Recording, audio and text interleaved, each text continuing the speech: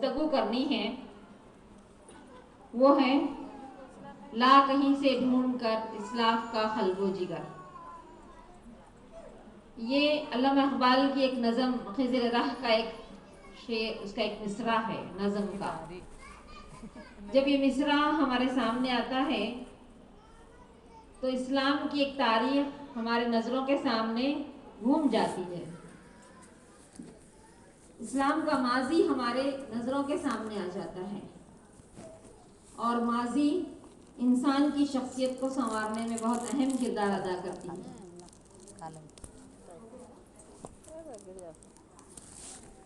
یعنی یہ ماضی ہمیں یہ بتاتی ہے کہ ہماری ہی طرح وہ خواتین، ہماری ہی طرح وہ صحابیات تھیں جنہوں نے اپنی زندگیوں کو اس طرح سے گزارا کہ وہ ہمارے لیے ایک رول ماڈل بن گئی، ہمارے لیے ایک نمونہ بن گئی۔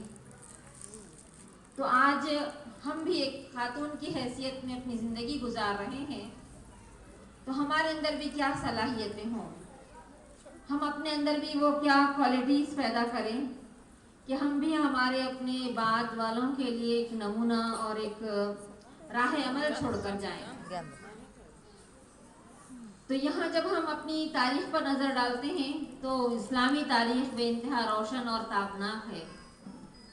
وہاں پر ہمیں اپنی صحابہ اور صحابیات کے جو واقعات نظر آتے ہیں اس میں انہوں نے کئی قربانیاں پیش کی، بہادری کے نمونے پیش کیے، اپنے دولت کے ذریعے سے انہوں نے اسلام کی سربلندی کے لیے کام کیا۔ تو اسی طرح ہم دیکھتے ہیں ام المومنین حضرت عائشہ رضی اللہ نے اپنے علم کے خزانے لٹا دیے، 1/4 علم حدیث کا آپ صلی اللہ علیہ وسلم کے ذریعے سے حضرت عائشہ رضی اللہ کو جو پہنچا آپ نے وہ ہم تک پہنچایا۔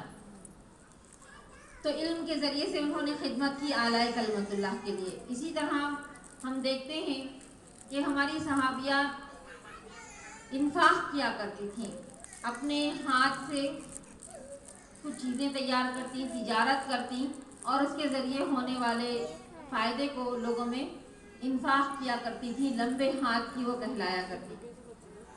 پھر اسی طرح ہم دیکھتے ہیں کہ ہماری بہت ساری خواتین ایسی تھیں جو میدان جنگ میں حصہ لیتی تھیں، حضرت عمارہ رضی اللہ کا نام ہم اس میں سنتے ہیں۔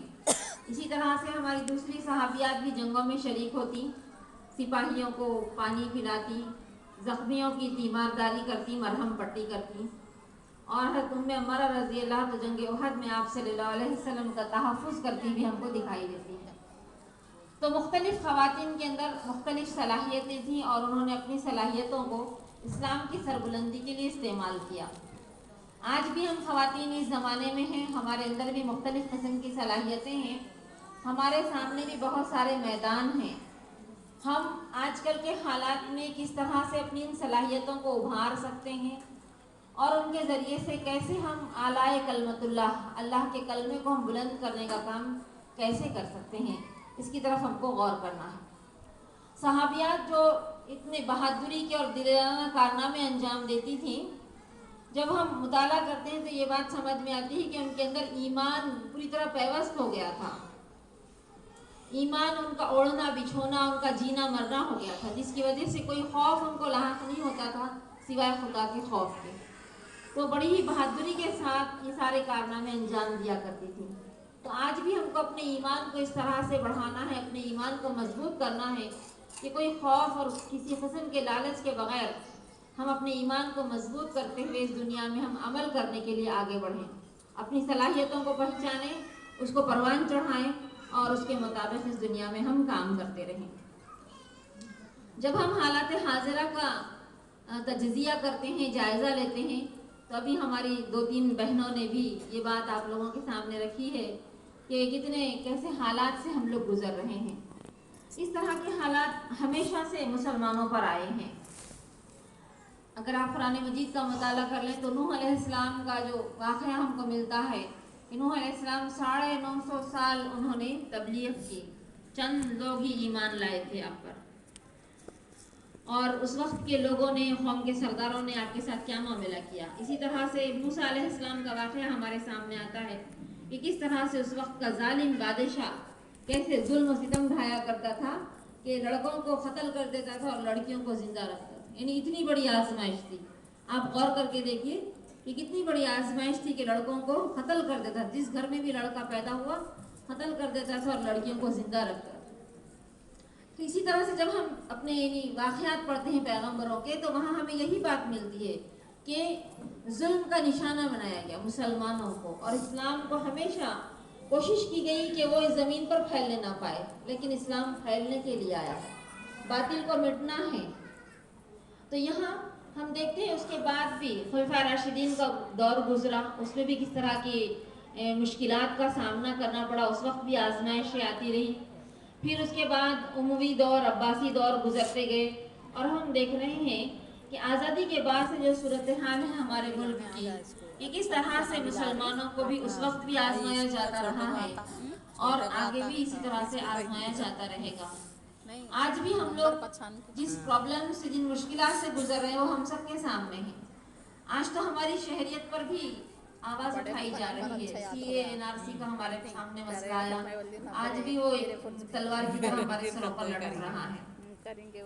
تو وہ مسئلہ ہمارے سامنے آیا. پھر اس کے بعد ہم لوگ کووڈ کے جو ہے جان لیوا بیماریوں سے ہم لوگ اس وبا سے گزرے. اب تیسری وبا کی لہر کا بھی اعلان ہو رہا ہے.